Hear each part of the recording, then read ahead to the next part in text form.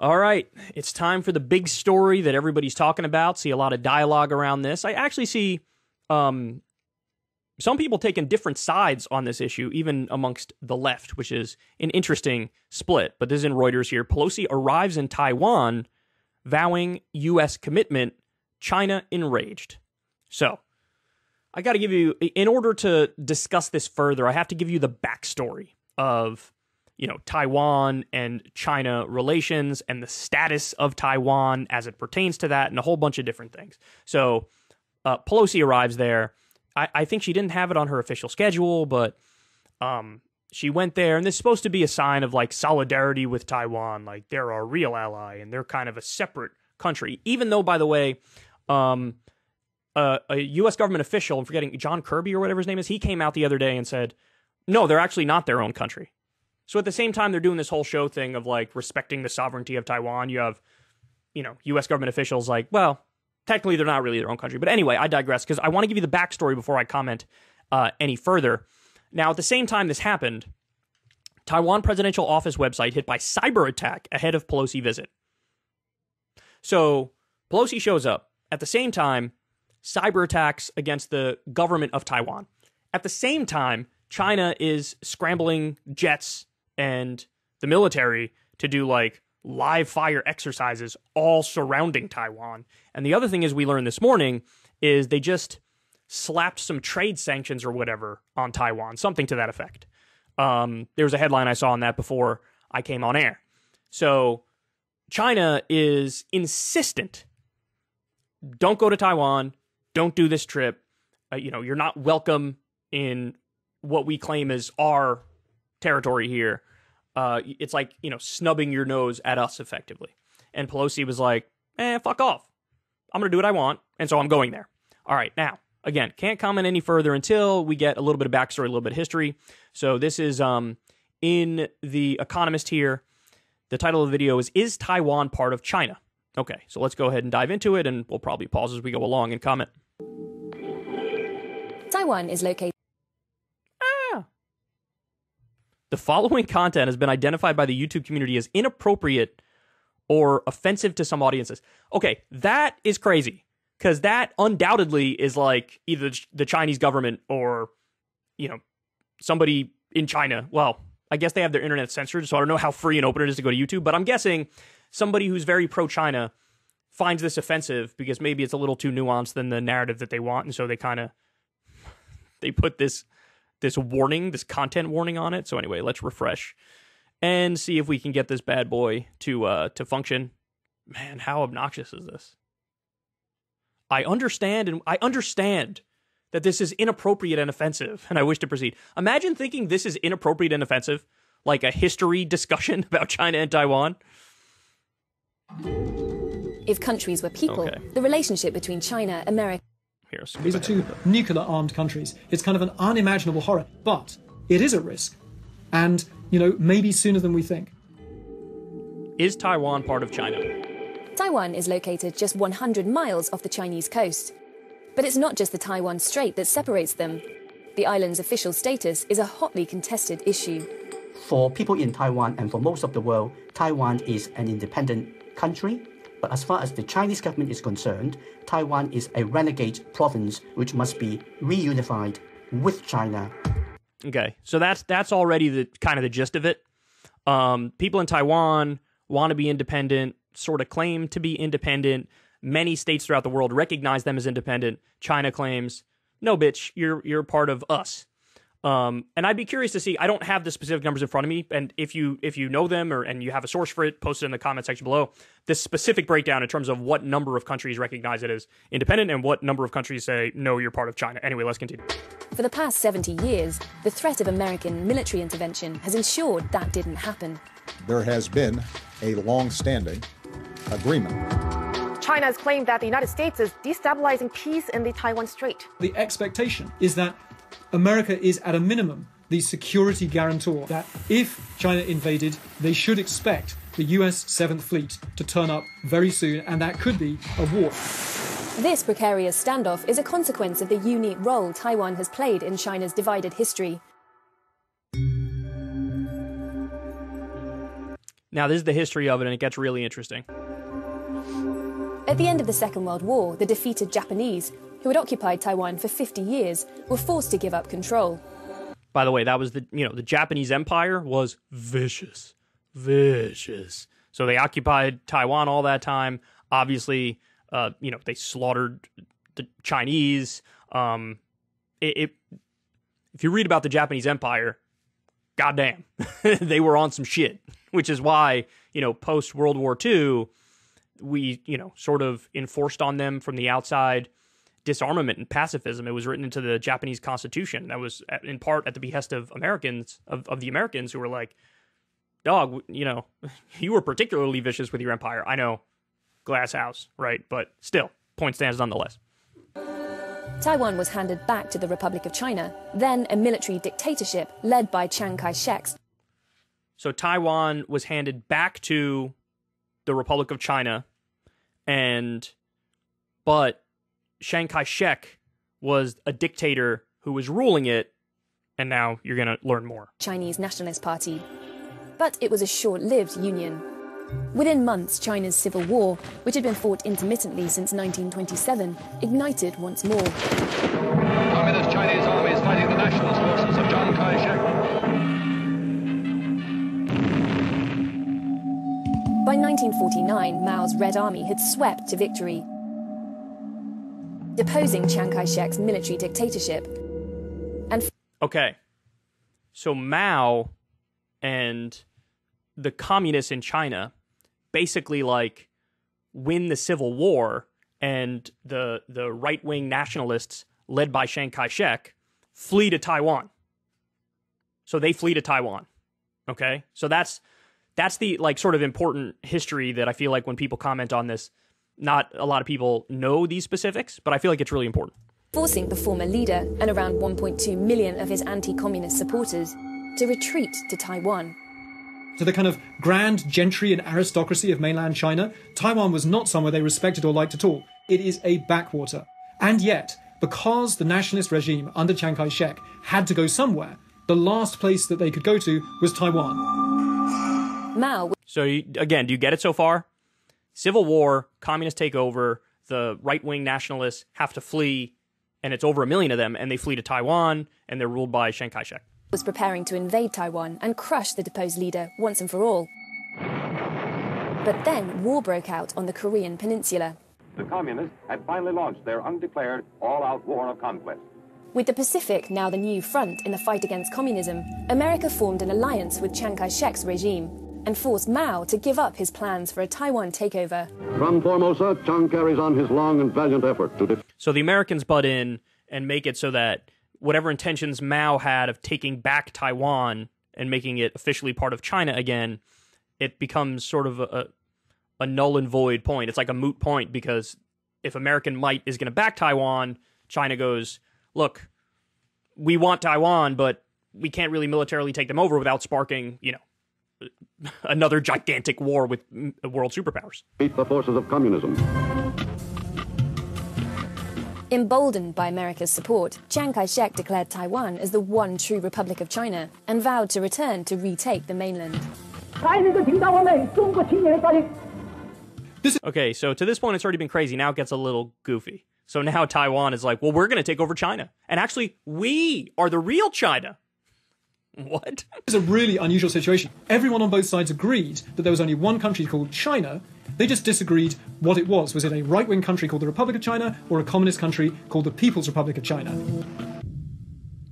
Although no longer fighting face-to-face, Mao and Chiang Kai-shek were now in a battle for international recognition and What's with the bodybuilders? I don't understand. legitimacy. Initially, Chiang Kai-shek's government held China's seat on the UN Security Council and was recognized by many Western countries as the only Chinese government. Wow. You know what that reminds me of? That reminds me of, Juan Guaido with Venezuela, where we just woke up one day and started pretending yeah, he's the leader of Venezuela. And he objectively wasn't. He just wasn't that. We were like, yeah, nah, he's the real leader of Venezuela. What? That's what they did with Taiwan. They were like, oh no, this is actually the true China, and Chiang Kai-shek is the leader of the true China. The arrogance and the hubris. It's ridiculous.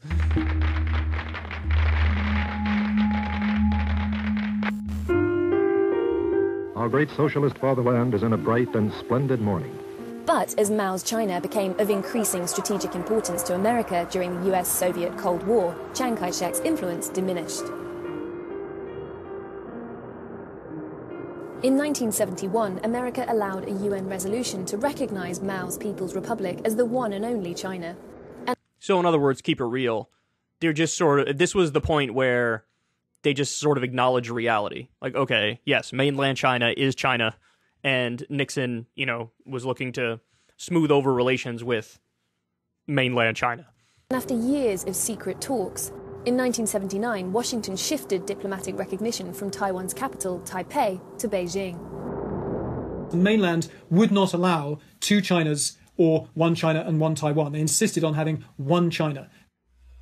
The one China principle became a bedrock of the communist regime. And most of the world no longer recognized Chiang Kai-shek's government. Unofficially, however, there was still strong sympathy in the West for Taiwan, not least from its ex-partner, America. But it was no longer quite so outspoken about its affection. The Taiwan's Relations Act is both the strongest promise that America still makes to Taiwan, but also it falls a long way short of a full defense treaty and a full promise that America will definitely protect Taiwan no matter what. So now it's strategic ambiguity. So, like we give them some weapons, give them some money, talk them up a little bit, but is there an actual written agreement of like, we will defend you if need be? No. America's lack of commitment led Taiwan to find another way to stand on its own 2 feet, through economic growth. Taiwan's small agricultural economy had already undergone rapid industrialization. In the 1980s, its exports boomed. As economic... So low-key, they were sort of obviously snubbed by China, and then kind of snubbed by the West in a sense. And they were like, oh yeah? Well, if you guys are going to break up with me, then I'm going to work on myself, and I'm going to get, better on my own. And they kind of did. They had massive economic growth, and you'll see they become a democracy. Growth surged on both sides of the Taiwan Strait. Taiwan and China let down their barriers. Initially, Taiwanese businesses set up factories on the mainland, reaping huge rewards. But as China's economy began to catch up, leaders in Beijing realized they'd found one way to break down Taiwan's resistance to merging with the mainland. It was the start of a long-term policy to woo Taiwan through economic influence. So the relations start to, I wouldn't say heal, but start to calm down because they're going to become economically intertwined. The Chinese government saw that this is a phenomenally useful opportunity to make the two economies so integrated that it will be economically suicidal for any government in Taiwan to try to come into a kind of confrontation with China, which will therefore require the government in Taiwan to accept some form of unification with China. So it was like sort of a stealth move to be like, this is how we're going to make you part of China again. And so the Chinese Communist Party suddenly started to drop its kind of implacable hostility to everything to do with Taiwan. You saw direct flights, direct ferries, direct shipping, and a huge interconnection. But while economic ties tightened, cultural divisions between Taiwan and the mainland deepened. Political reforms in the 1980s led to the birth of the opposition party, the Democratic Progressive Party, or DPP, who supported an independent Taiwan. Just 2 years later, progressive Lee Teng-hui, or Mr. Democracy as he would come to be called, became the island's first Taiwanese-born leader. National Assembly elections in 1991 were hailed as Taiwan's first true democratic elections.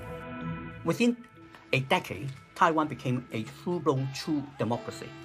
And people in Taiwan are extremely proud of their democracy, and that is something which helped to define their sense of identity.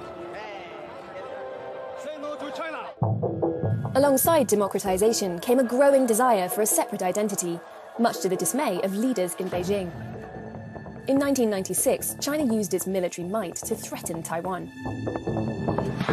And so famously in 1996, they launched these missile tests off the coast of Taiwan to try and frighten the Taiwanese people into not voting for Lee Teng-hui, who was This part sounds very American, doesn't it? Like we talk about the virtues of democracy, but then when any country that's relatively under our thumb votes for the people we don't like, then it's like, Should we overthrow you? Maybe we should overthrow you. I mean, just saying here, it's a very American-like move. Well, you know what? That's not even fair. It's a very imperialist-like move.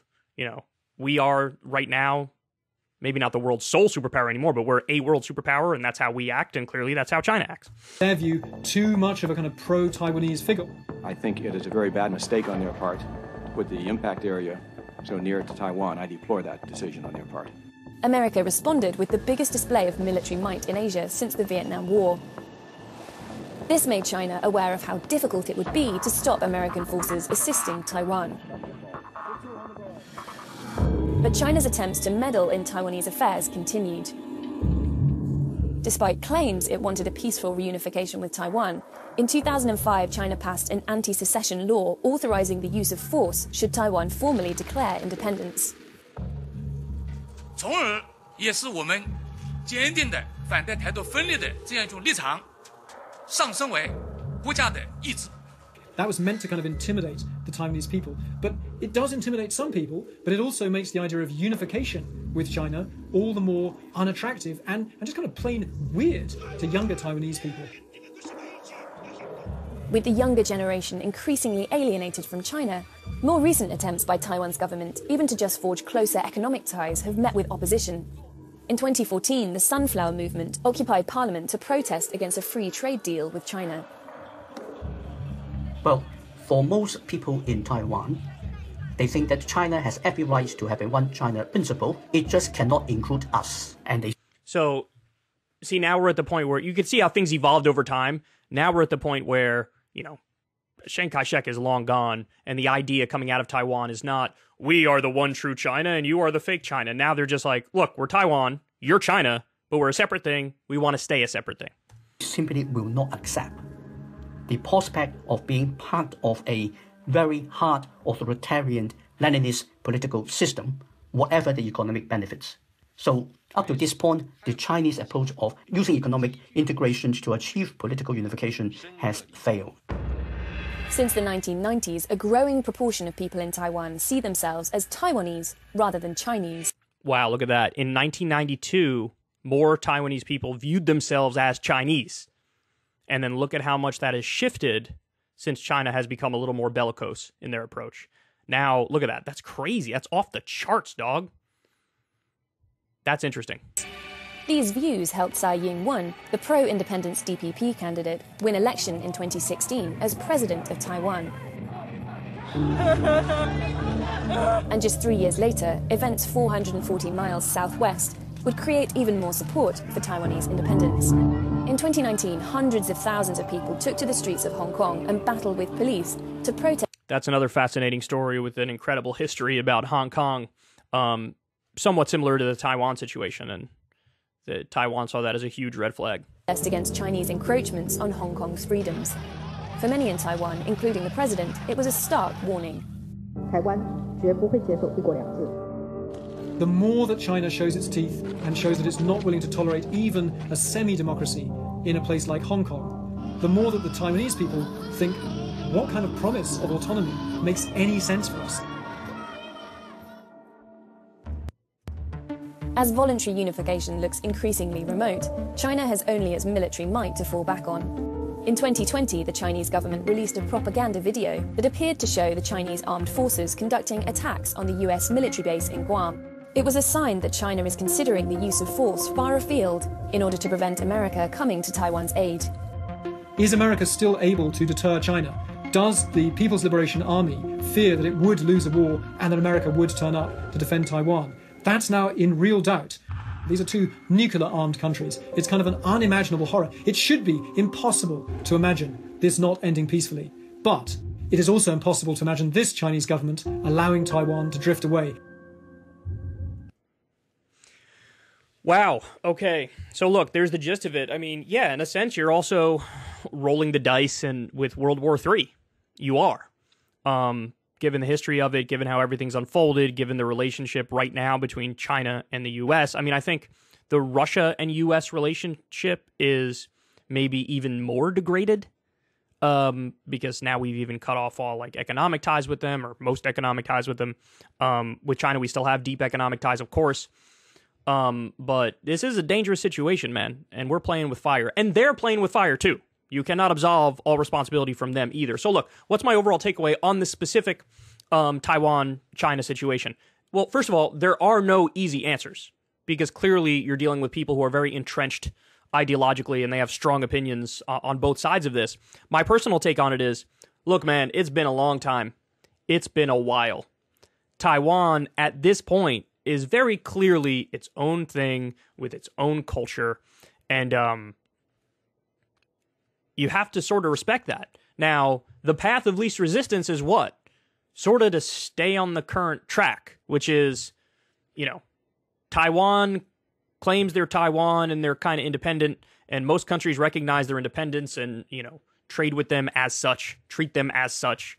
But China still sort of claims like, no, you're actually still part of us, bro. Even at the Olympics, they don't call Taiwan, they call it Chinese Taipei. So sort of the path of least resistance is just whatever the situation is right now, however unbalanced and weak and feeble it is, it's like the least bad of all bad options. So if you can sort of keep the balancing act in place, that would is most likely to give us the most peace, if that makes sense. So, I mean, it's a difficult situation, man. It's a difficult situation because China's got way more power, way more money. They're expansionist. And so as a result of that, they have more sway on the global scene. So when they say something, like, it matters. Taiwan is obviously relatively small in comparison.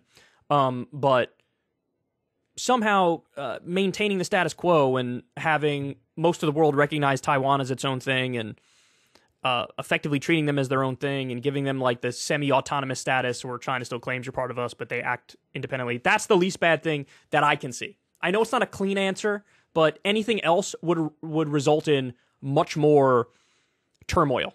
So anyway, that's my take on that. Now, in terms of Nancy Pelosi visiting, what's my take on that? Look, we already have so many crises around the world right now. And you guys don't even need me to say that. It's obvious. It's plain as day. The Russia and Ukraine war is one thing. Obviously, climate change is another thing. The rapid decline of America as a superpower is another. We have all these problems.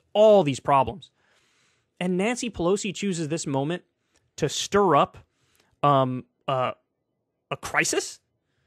To stir up a scandal? Now, you might say, well, yeah, but it's the fault of China because they're getting mad when it's just a fucking visit, so get over it. They're being thugs here. I agree with you about all that. But if we know that that's going to be the reaction, why would we shove a stick in their eye and manifest that into reality? Look, I'm not claiming that China isn't sort of being a bully and a thug and flipping out and sort of, chest thumping and being macho or whatever. I think that's all true.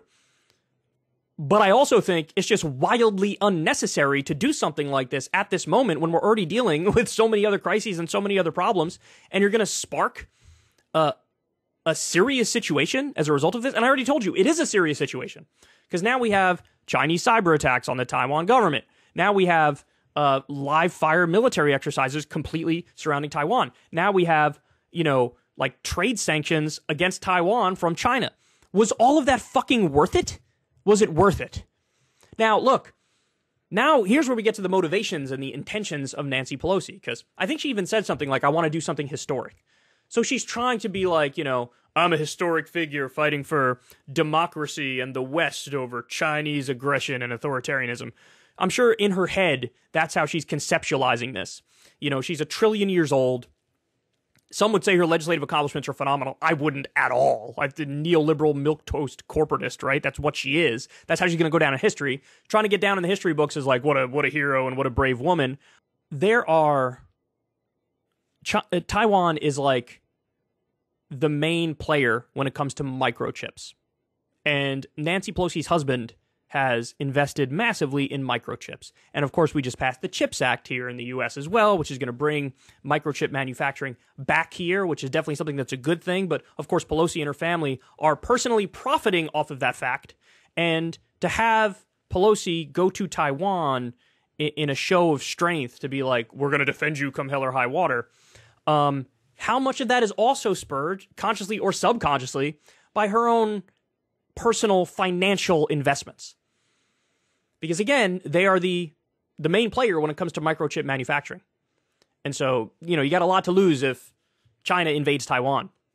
But by the way, I think the more important point is, I think it makes a sort of hostile takeover of Taiwan more likely that because Nancy Pelosi did this. I don't think it makes it less likely. I think it makes it more likely. I know maybe in her mind, she thinks it's the opposite. If I go and show American strength and go to Taiwan and visit them, that'll make China back off or back down. I don't agree.